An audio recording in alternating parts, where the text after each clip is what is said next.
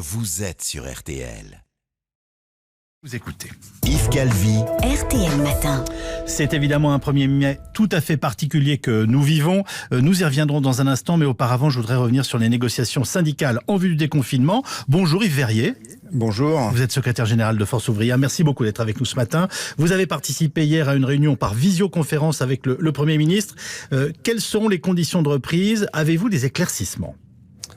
C'est un peu la difficulté, c'est que nous avions beaucoup de questions que nous avons posées au Premier ministre, qui était accompagné de la ministre du Travail, du ministre de la Santé, de Monsieur Castex, qui est le monsieur déconfinement.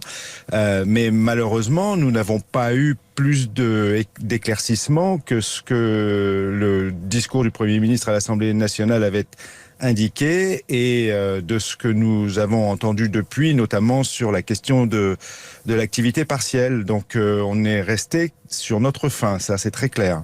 C'est-à-dire, qu'espériez-vous entendre et que vous n'avez pas entendu pour l'instant? Bien, la première des choses, c'est que le maître mot ou un des maîtres mots du discours du Premier ministre était la progressivité. Mais on a bien compris, et vous l'indiquiez sur la question économique, il y a une volonté, un appel, une incitation à une accélération certaine. Et ce que je crains, c'est que ça ne se traduise en précipitation, parce que j'ai beaucoup insisté sur le fait que dans les entreprises, partout où, depuis le début d'ailleurs, dans les secteurs qui ne se sont pas arrêtés, nos syndicats ont négocié pour qu'on protège les salariés au travail, et y compris en termes d'organisation du travail. Et c'est là que la progressivité doit être absolument de mise, parce que on demande aux salariés une attitude qui va à l'encontre de ce qui est un réflexe social, spontané, culturel. C'est-à-dire que quand on arrive au travail, on va plutôt saluer ses collègues de travail. À la pause, on va plutôt discuter ou au moment du déjeuner avec ses collègues de travail. Et le risque est que si l'attention n'est pas suffisamment soutenue sur ces gestes barrières, eh bien qu'ils ne soient pas respectés. Donc, vouloir intensifier le travail, accélérer les choses, aller trop vite, nous paraît risqué de ce point de vue.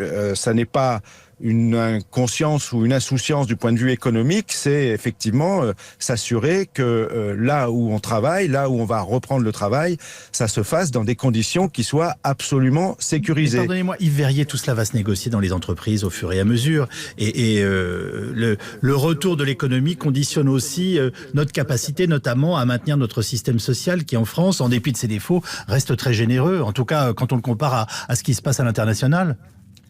Je ne sais pas si on peut parler de générosité. L'objectif du système social, il est de protéger les citoyens et en particulier leur santé. C'est pas de la générosité, c'est le minimum des choses, et nous pouvons être fiers d'avoir effectivement construit, bâti, négocié un système tel que celui d'aujourd'hui. Mais tout cela a un coût qu'on doit justement assumer et aussi préserver pour le bien-être de tous ceux qui retournent au travail. Enfin, je veux dire, ça se mord la queue. C'est là où on se demande si en ce moment vous jouez vraiment le jeu.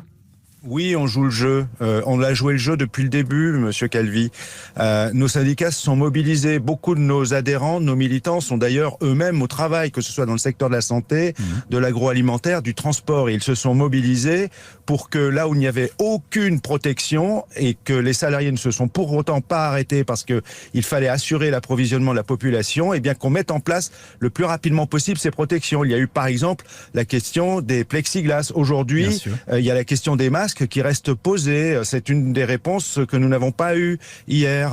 D'ailleurs, il y a un trouble là-dessus. Le Premier ministre nous dit que les masques, c'est une condition de la reprise dans son discours.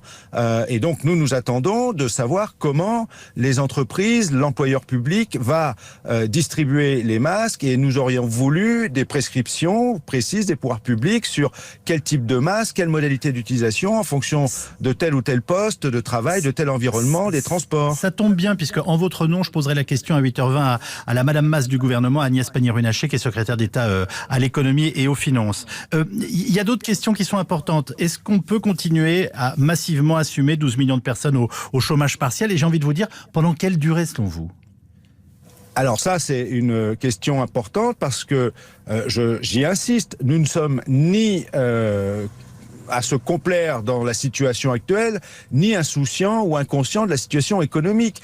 Pourquoi ? Parce que les salariés savent très bien que si l'activité ne repart pas, il y a une tension énorme pour les salariés entre ma santé et mon emploi demain.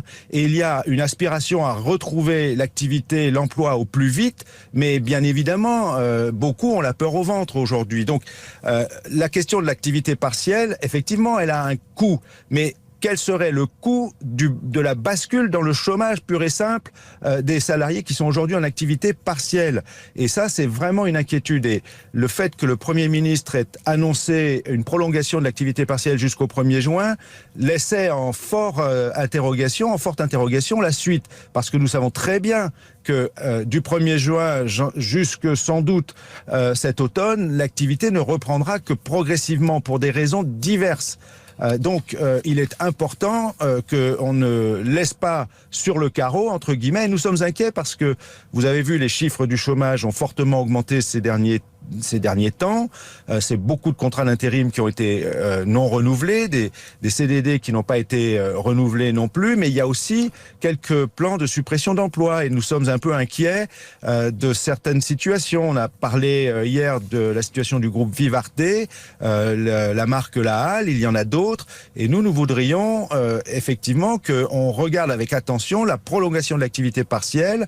Il y a aussi d'ailleurs, à ce sujet, la problématique du volontariat des parents quand ils sont salariés vis-à-vis des enfants à l'école. Que deviennent-ils si ils, volontairement, dans un premier temps, ne souhaitent pas envoyer leurs enfants à l'école? Avant de nous séparer, Verrier, on a compris ce qu'était pour vous, bien entendu, et d'ailleurs il l'est pour tous les Français, les vraies préoccupations du moment, à la fois en termes de protection des salariés et de reprise de notre économie. On vient 1er mai tout à fait particulier aujourd'hui. Je suis avec le leader d'une des grandes formations syndicales de notre pays, Force ouvrière. Comment vivez-vous ce 1er mai? Et j'ai envie de vous dire, quel est le mot d'ordre de ce 1er mai? Le mot d'ordre, vous savez, c'est la santé doit être reconnue comme un droit fondamental au travail. Je ne dis pas ça en l'air, c'est une revendication qui est portée depuis plusieurs mois, bien avant la crise sanitaire, au sein de l'Organisation internationale du travail.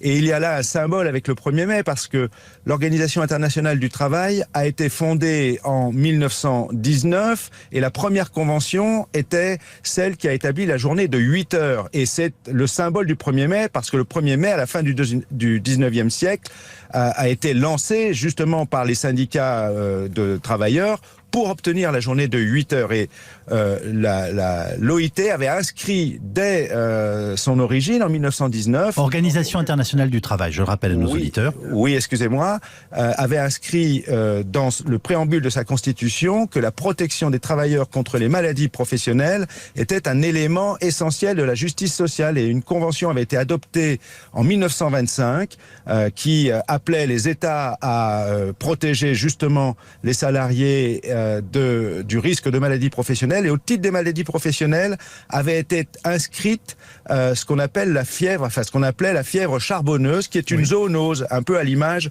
du Covid aujourd'hui, c'est-à-dire qui se transmet de l'homme à l'animal. Donc, vous voyez, le symbole rejoint beaucoup l'actualité, à la fois sur le temps de travail. Nous avons refusé et nous contestons la dérogation aux 48 heures.